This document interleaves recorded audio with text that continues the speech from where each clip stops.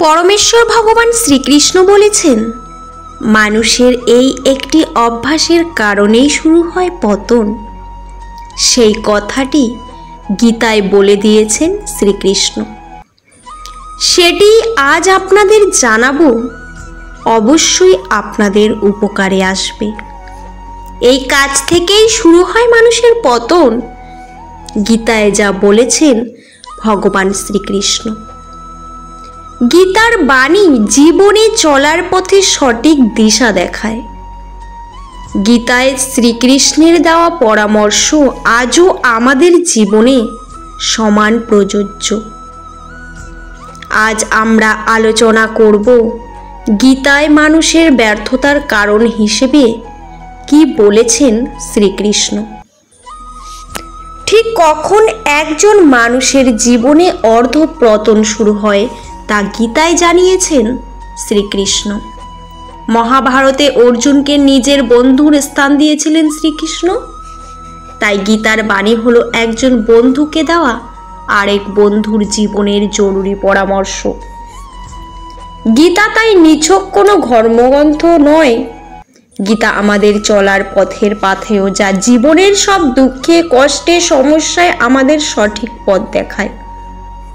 জীবনে কোনো পরিস্থিতিতে কি করা উচিত এবং কি করা উচিত নয়, সেই বিষয়টি বন্ধুর মতো সহজ করে বোঝানো আছে গীতায়।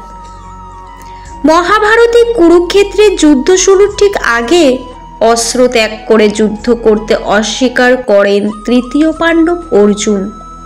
নিজের আপনজনদের ওপর তিনি কি করে অস্ত্র চালাবেন, সেই প্রশ্ন তোলেন। এর উত্তরে অর্জুনকে তার কর্তব্য মনে করিয়ে দেয়। জীবনে চলার পরম জ্ঞানের বাণী শোনান শ্রীকৃষ্ণ। গীতায় আমাদের ধর্ম, কর্ম ও প্রেমের পাঠ দেয়। এত হাজার হাজার বছর পরেও গীতার বাণী আজও আমাদের জীবনে একই রকম উপযোগী।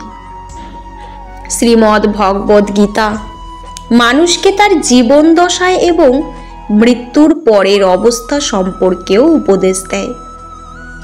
গীতা হলো জীবনের শ্রেষ্ঠ দর্শন। গীতার বাণী সঠিকভাবে অনুসরণ করে উন্নতির চরম শিখরে পৌঁছে যায়। গীতায় সাফল্যের পথ দেখানোর পাশাপাশি ব্যর্থতার কারণও বিচার করেছেন শ্রীকৃষ্ণ। কেন মানুষ অনেক সময় অর্ধপতনের দিকে এগিয়ে যায়, সেই বিষয়ে তিনি জানিয়েছেন। তা নিয়েই এখানে আলোচনা করা হলো। শ্রীকৃষ্ণ বলেছেন, মানুষের অর্ধপতন তখনই শুরু হয় যখন তিনি নিজের পরিবারকে উপেক্ষা করে অপরিচিত বা স্বল্প পরিচিত কারোর পরামর্শ গ্রহণ করেন। গীতায় বলা হয়েছে যে কাউকে প্রতারণা করলে তার ফল আপনাকেই পেতেই হবে।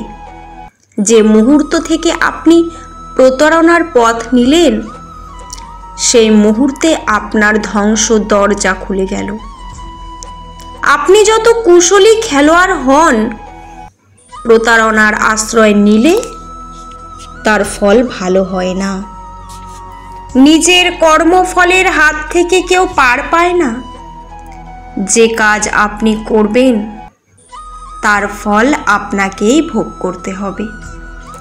যে যেমন কাজ করবে সে তেমন ফল পাবে।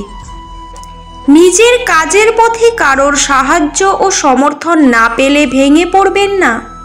আপনাকে কেউ সমর্থন করুক বা না করুক, আপনি যদি নিজের জায়গায় ঠিক থাকেন, তাহলে ঈশ্বরের সমর্থন আপনি অবশ্যই পাবেন। আপনার ওপর হওয়া অন্যায় যদি আপনি হাসি মুখে সহ্য করতে পারেন, তাহলে সেই অন্যায়ের প্রতিশোধ ভগবান নিজেই নেন। গীতায় শ্রীকৃষ্ণ বলেছেন, যে কোনো মানুষের কখনোই উদ্ধত হওয়া উচিত নয়। অহংকারী মানুষের পতনের কারণ। ইগো থেকে আমরা অনেক সময় এমন কাজ করে ফেলি যা আমাদের করা উচিত নয়। তাই অহংকার অবশ্যই পরিত্যাগ করা উচিত। ভিডিওটি কেমন লাগলো অবশ্যই কমেন্টে জানাবেন।